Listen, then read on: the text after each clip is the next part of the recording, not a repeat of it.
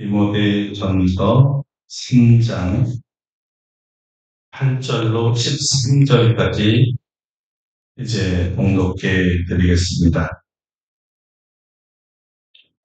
이와 같이 집사들도 정중하고 일부이혼을 하지 아니하고 술에 임박이지 아니하고 더러운 일을 탐하지 아니하고 깨끗한 양심에 믿음의 비밀을 가진 자라야 할지니 이에 이 사람들을 먼저 시험하여 보고 그 후에 책망할 것이 없으면 집사의 직분을 맡게 할 것이요.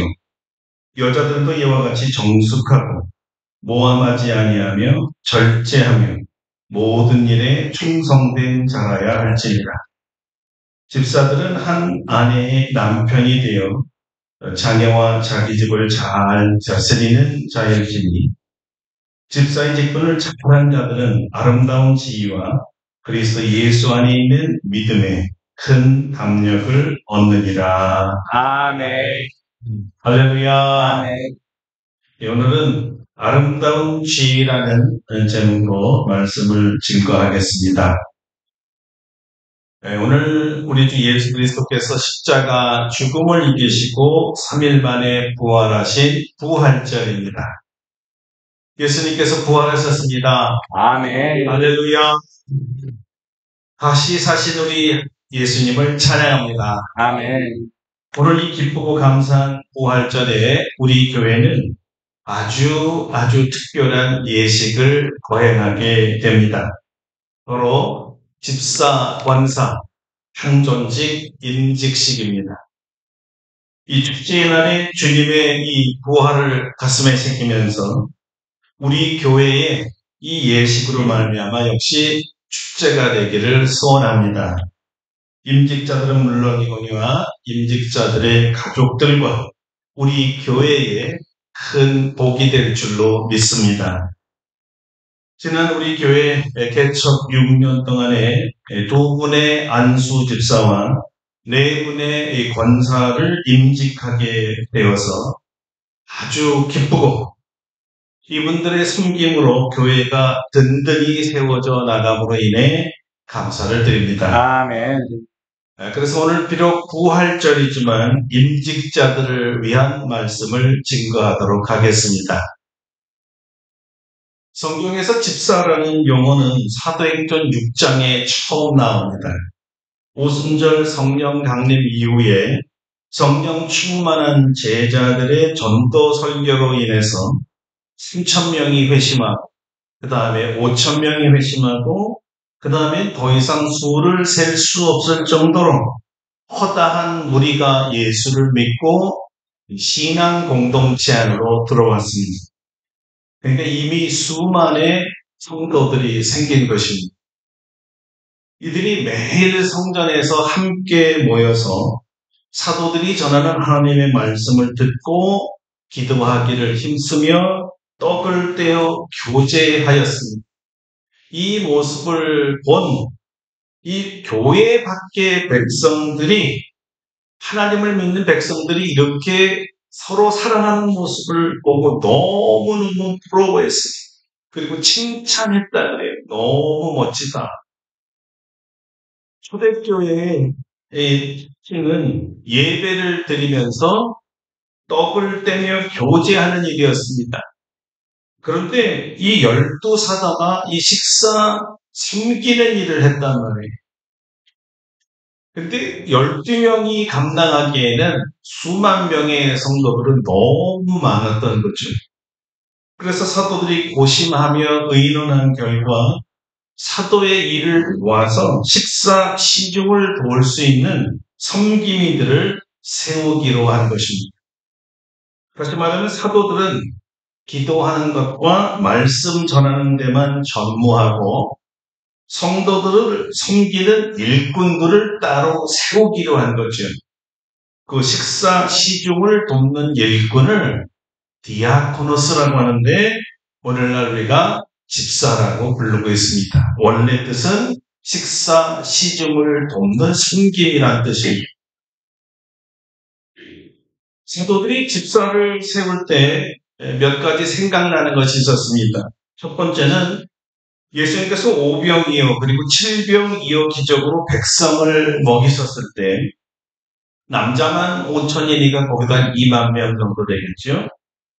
이 사도들이 직접 음식을 나눠가면서 이들을 섬겼던 것을 기억했습니다. 어떤 사람들이 주의 백성들을 섬겨야 할까 생각하다가 자기들처럼 주님은 오직 하나님 말씀만 전하고 백성들을 축복하고 치유에만 전념하게 해드리고 음식을 섬기는 일은 자기들이 했던 것처럼 이제 제자들이 부활의 주님을 증거하며 말씀을 가르치는 일에 전념할 수 있도록 음식을 나누는 일에 섬기는 일들이 필요했던 것입니다. 바로 그런 사람이에요. 자, 제자들이 기억하는 또 하나의 사건은요. 예수님께서 십자가에 돌아가시기 바로 전날 밤에 마지막 성만찬을 하시면서 자기들의 발을 손수 씻어 주시면서 천하고 낮고 무식하고 무능한 자기들을 왕처럼 섬겨주셨던 것을 기억했습니다. 주의 백성을 섬길 사람들은 하나님이시지만 사람이 되시고 종이 되어 자기들의 발을 씻기시고 마지막에는 십자가에 죽기까지 자기들을 섬겨주셨던 예수님처럼 사실 이 공동체에서 교회 공동체에서 가장 낮고 천한 종이라고 여기면서 자기가 제일 낮아졌기 때문에 자기보다 더 낮은 사람이 없으니까 다 자기보다 높은 사람들이니까 다시 말하면 모든 성도들을 한 명도 예외 없이 급진하게 섬겨줄 그런 종이어야만 했습니다. 자신이 주 또는 선생, 지도자, 권세 있는 자, 학식이 박식한 자, 돈이 많아서 돈을 이 세도를 부리는 부자라고 생각하는 사람은 절대 남을 섬기지를 않습니다. 오히려 섬김 받아야 한다고 생각하고 섬김 받는 것이 자연스럽고 미연하다고 생각하기 때문에 섬기려는 생각을 아예 하지를 않습니다. 이런 자들은 세상에서는 인정받고 높은 자리에 앉아 섬김을 받을지는 몰라도 성령 공동체인 교회에서는 섬기는 직분이 집사는 되지 못합니다. 이 12사도들은 예수님의 삶과 공생애와 마지막 십자가 처형과 부활을 직접 체험한 증인들입니다. 깊이 사랑하는 예수님의 사랑을 몸소 체험한 자들이고 끝까지 사랑하는 예수님의 사랑을 체험한 자들입니다. 이들은 이후에 예수님이 자신을 섬기기 위해 자기 목숨을 대속물로 주셨기에 하나님으로부터 죄의 형벌을 받지 않게 되었다는 이 사실에 대해서 고마움을 잊을 수가 없었습니다. 이제는 반대로 예수님을 위해 자기 목숨을 던진 사람들이 되었습니다. 예수님이 피로 사신 교회를 섬길 사람들은 예수님의 이 십자가의 사랑을 체험한 자이어야만 합니다. 그리고 이 십자가 사랑을 체험한 이 고마움 때문에 자신도 예수님을 위해 자기 목숨을 버릴 수 있는 사람이어야 합니다. 십자가와 함께 자아와 욕망과 자기 의를 죽이고 예수님의 부활에 동참하여 완전히 예수님만 위해 살아가기로 삶의 방향을 바꾼 사람이어야 합니다. 그래야 집사의 직분, 다시 말하면 성도들을 위해 자신을 낮추고 희생하면서 섬길 수 있게 되는 거죠. 사도 바울은 이렇게 완전히 변한 자신에 대해서 갈라디아에서 밝힌 적이 있습니다. 내가 그리스도와 함께 십자가에 못 박혔나니 그런즉 이제는 내가 사는 것이 아니요 오직 내 안에 그리스도께서 사시는 것이다. 이제 내가 육체 가운데 사는 것은 나를 사랑하사 나를 위하여 자기 자신을 버리신 하나님의 아들을 믿는 믿음 안에서 사는 것이다. 아멘. 이렇게 세 가지 조건이 집사가 될 조건이라고 사도들은 생각했던 것입니다. 사도 바울은 이 조건들을 교회 상황에 맞춰서 자기식으로 표현했는데요. 그것이 바로 오늘 우리가 읽은 디모데전서 3장입니다. 사도 바울이 젊은 목회자 디모데에게 교회와 성도를 섬길 일꾼을 세울 때 참 중요하다고 생각하는 점을 처음에 말했을 것입니다. 보통 처음에 머리에 떠오르는 것이 가장 중요하다고 생각했던 것이 틀림없습니다. 사도 바울이 말한 집사 조건의 제1번 가장 먼저 떠올랐던 것은 무엇일까요? 어떤 사람이 집사가 되어야 될까? 그것은 정중이었습니다. 정중하라. 이 정중을 빌립보서 4장 8절에서는 경건이라고 번역을 했습니다. 같은 단어입니다. 이 본래의 뜻은 존귀하라 또는 존경받는 사람이 되라, 거룩하라는 뜻입니다. 바울은 집사들은 고귀하고 존경할 만한 가치 있는 것을 신중히 고려하여서 실행하는 사람이 되어야 한다고 권면한 것입니다. 어떻게 하면 교회 안에서나 교회 밖에서나 존경받는 사람이 될 수 있을까요? 여러분, 사회에서는 존경을 받지만 교회에서는 존경받지 못한 사람이 있어요. 그리고 역으로 사회에서는 존경받지 못하는데 교회에서는 또 존경받는 사람이 있어요.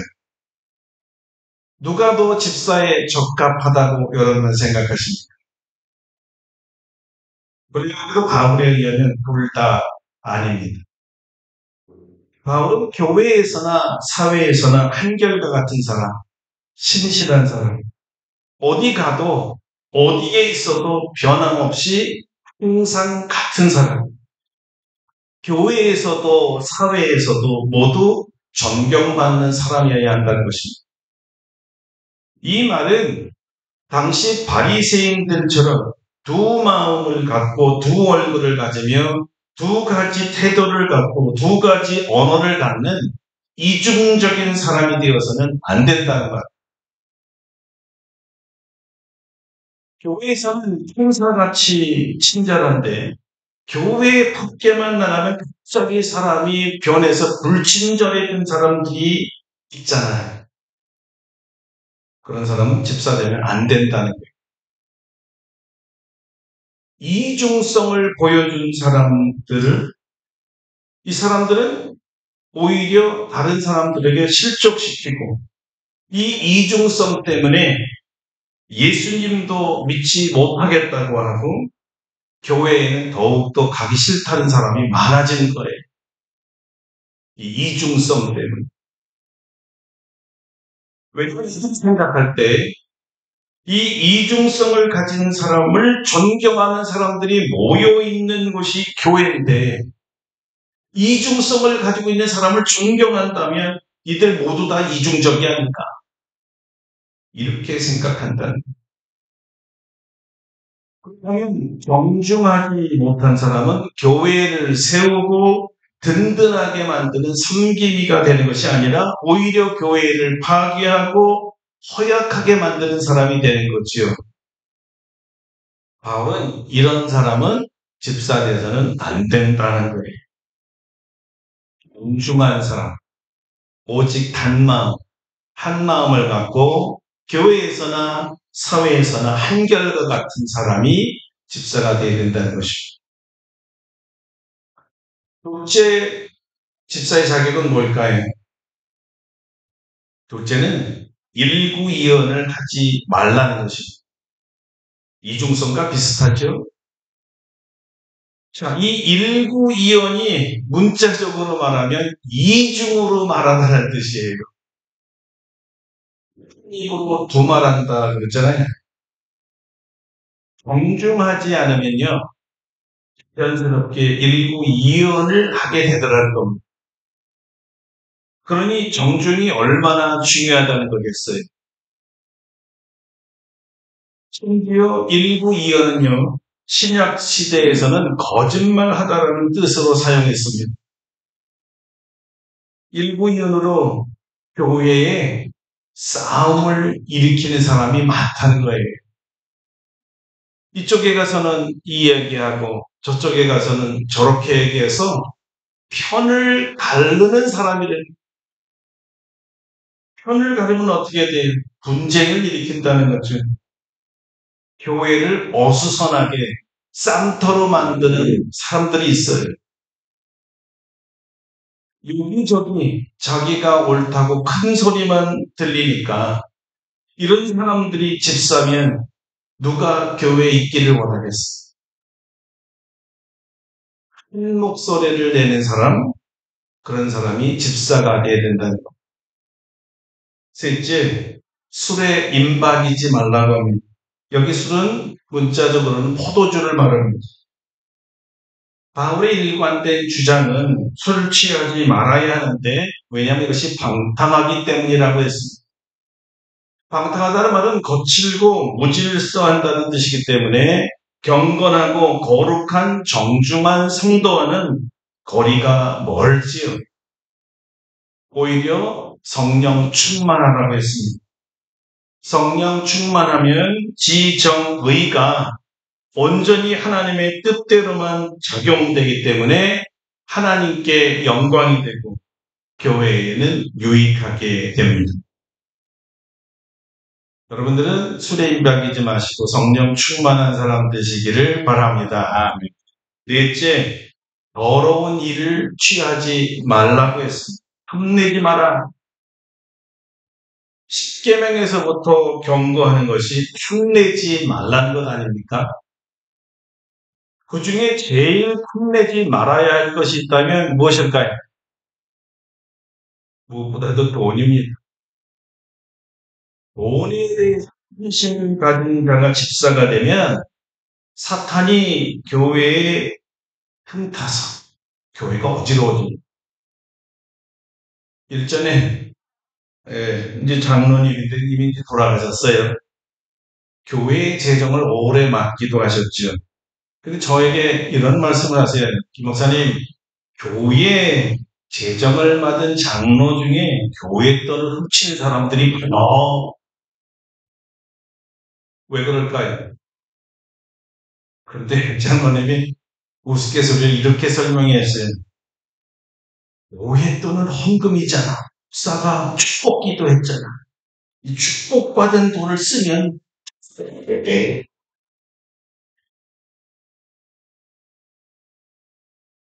초대교회에 잡혔으면 이것이 성령을 속이는 죄가 되어서 아나니아와 삽비라처럼 그 자리에서 혼이 떠났을 것입니다. 돈에 대해서 일절청렴해야 선한 청지기가 되어야 집사가 될 수가 있는 거예요. 다섯째, 깨끗한 양심에 믿음의 비밀을 가진 자라야 합니다. 누가 깨끗한 양심을 가질 수 있을까요? 예수님의 보혈로 양심이 씻김을 받은 자입니다. 그렇다면 깨끗한 양심을 가졌다는 것은 자신이 죄인인 것과 이 죄를 용서하고 죄의 형벌에서 구원하실 분은 오직 예수님밖에 없는 줄로 알고 예수님을 자신의 구주로 영접한 사람들을 말합니다. 어떻게 예수님을 구주로 알고 믿게 되었습니까? 비밀이죠. 비밀이 신비란 뜻입니다. 왜냐하면 성령의 계시로만 알 수 있기 때문입니다. 그래서 바울은 고린도전서 12장 3절에서 이렇게 말했던 것이죠. 내가 너희에게 알리노니 하나님의 영으로 말하는 자 누구든지 예수를 저주할 자를 하지 아니하고 또 성령으로 아니하고는 누구든지 예수를 주시라 할 수 없느니라. 믿음의 사람이래야 주님을 위해 일할 수가 있습니다. 일찍이 베드로가 초대 집사를 세울 때 딱 세 가지 요건을 이제 갖추면 집사가 될 수 있다고 했는데요. 그것이 사도행전 6장 3절입니다. 너희 가운데서 성령과 지혜가 충만하여 칭찬받는 사람 7을 택하라. 그랬더니 우리가 믿음과 성령이 충만한 사람 7을 택했지요. 결국 믿음이 충만한 사람은 지혜가 충만하여 칭찬받는 사람이었습니다. 여기에 사도 바울은 여자 집사, 이 여자 집사가 우리말로 권사입니다. 안수받는 여자 집사를 권사라고 말해요. 성경에서는 권사라는 말이 없습니다. 집사에 안수받은 여자 집사. 이 여자 집사는 남자보다 몇 가지가 더 필요하다고 합니다. 때가 역시 정숙입니다. 정숙은 정중과 똑같은 말입니다. 남녀 모두 제1번이 존경받는 사람이 되라는 거예요. 여성으로서 첫 번째 구별된 것은 그러므로 그 다음 것인 모함하지 말라에 있습니다. 여성이 남성보다 모함에 좀 약하다는 뜻으로 생각이 됩니다. 모함은 중상모략 또는 비방을 말하는데요. 놀랍게도 이 어원이 마귀와 똑같습니다. 왜냐하면 마귀가 중상자, 모략하는 자예요. 비방자죠. 그러니까 다른 말로 아주 쉽게 하면 마귀짓 하지 말라 이렇게 얘기합니다. 교회에서 마귀짓 하지 말라. 중상모략하는 자는 마귀짓 하는 것이다.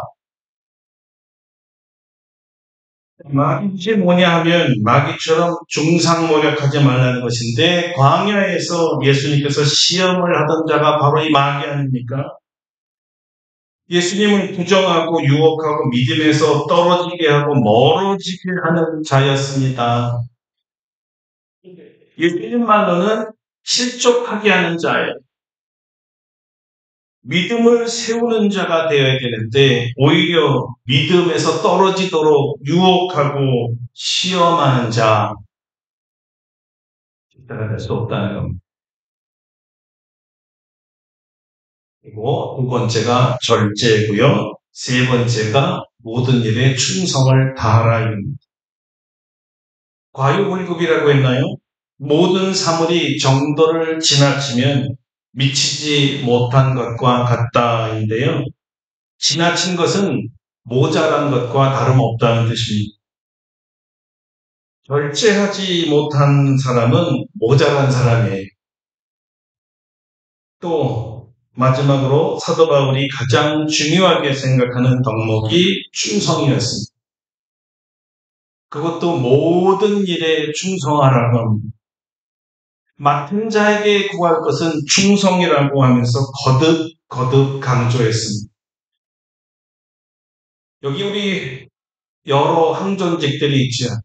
처음에 임직 받을 때 뜨거운 마음으로 죽을 때까지 주께 충성하고 헌신하기를 각오하면서 안수를 받습니다. 귀한 마음이죠. 근데 막상 안수를 받은 다음에는 현실이 넉넉지 않다는 이유 때문에 처음 가진 마음이 많이 식상해지는 거예요. 충성을 버리는 거죠. 여러분, 지도자에게 충성을 다하는 동역자가 없으면요, 바퀴 없는 자동차하고 같아요. 렌즈를 타든, 어떤 좋은 차를 타든, 바퀴 빠진 차가 무슨 치가 있겠습니까? 움직이질 못한다는 뜻이죠. 제가 매번 임직식을 할 때마다 사실 좀 염려도 되고 걱정도 되는 것이 바로 이것입니다. 세울 때는 잘 세운 것 같은데 끝까지 충성을 다하는 사람이 드물다. 참 어떡하나. 이런 생각을 떨칠 수가 없어요. 지난번에 교회에서도 장로들을 세울 때 4달 동안 교육을 잘 하고 충성을 다해 주세요 하던 분들이 제일 먼저 배반을 하죠. 예수님도 마지막에 최고의 칭찬이 뭐였냐면 착하고 충성된 종이었어요. 착하고 충성된 종을 제일 칭찬을 하더라고요. 충성을 다하여 주님과 교회를 섬기는 자가 집사가 되면 교회는 든든해질 수밖에 없습니다. 아멘. 자, 끝으로 집사들은 한 아내의 남편 또는 반대로 한 남편의 아내가 되어서 자녀와 자기 집을 잘 다스리는 자여야 된다고 했어요. 이것은 뭐 성경이나 공자나 뭐 같은 얘기라는 것은 수신제가 지구평천한 자신과 가정을 먼저 다스려야 나라를 다스릴 수 있지요. 자녀들을 믿음의 자녀로 기른다는 것은 아마 세상에서 가장 어려운 일 중에 하나일 것 같습니다. 왜냐하면 자식들이 제 마음대로 안 돼요. 부모님께 순종할 뿐만 아니라 부모님께 순종하는 자녀로 기른다는 것은 자신의 영성이나 경건을 바로 세우는 일보다 10배, 100배 어려운 일이라는 생각이 듭니다. 그래서 우리 모두의 숙제죠.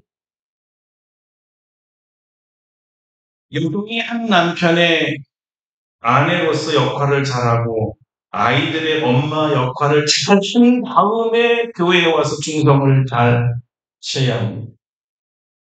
반대로 한 아내의 한 남편이 되고 아이들에게 좋은 아빠가 된 남편 집사가 교회에 와서도 좋은 집사가 될 수가 있습니다. 이것이 성경이 말하는 것입니다. 사도 바울은 집사가 된 사람들을 이렇게 몇 가지로 시험해 보고 그 후에 책망할 것이 없으면 집사의 직분을 맡겨도 좋다고 했습니다. 우리는 이미 재직회와 공동의회를 거쳐서 이 두 분들은 책망할 것이 없는 분임을 확인하고 만장일치로 추대했습니다. 아멘. 저도 이 두 분들을 하나님께서 세우시는데 적극적으로 찬성합니다. 그런데 여러분, 이런 섬기는 일을 잘하는 사람에겐 큰 상급이 있다고 하네요. 어떤 상급일까요? 집사의 직분을 잘하는 사람들은 아름다운 지위와 그리스도 예수 안에 있는 믿음의 큰 담력을 얻느니라 했습니다. 아멘. 아름다운 지위는 계급을 말하는 것이 아닙니다. 여기 지위는 교회 공동체로부터 존경을 받는다는 것입니다. 아름다운 존경, 이것이 주님께서 여러분에게 주실 최고의 선물이고 상급입니다. 주님이 인정해 주는 것보다 더 좋은 상이 있을까요? 또 충성된 종들. 모든 성도들로부터 신앙의 모델이라고 존경받는 사람, 얼마나 행복한 사람입니까? 그러고 보면 바울은 집사는 존경에서 시작해서 존경으로 끝나는 명예직이라는 것을 우리에게 알려주고 있습니다. 명예직. 사실 집사, 섬기는 종인데 종에게 무슨 상급이 있겠습니까? 종이잖아요. 종은 섬기는 게 당연한 거죠. 그런데 종이면서도 칭찬을 받고 존경을 받는다면 이거야말로 최고의 상 아닙니까? 이번에 임직하는 두 분은 주님의 종입니다. 맞습니까? 주님의 백성들을 잘 섬겨달라고 주께서 부르시고 주님이 임명하시는 것입니다. 이 섬기는 집사의 직분을 잘 감당하셔서 우리 주님으로부터 착하고 충성된 종이라 칭찬받으시고 우리 성도들로부터는 아름다운 존경을 받으시기를 주님의 이름으로 축원합니다. 아멘.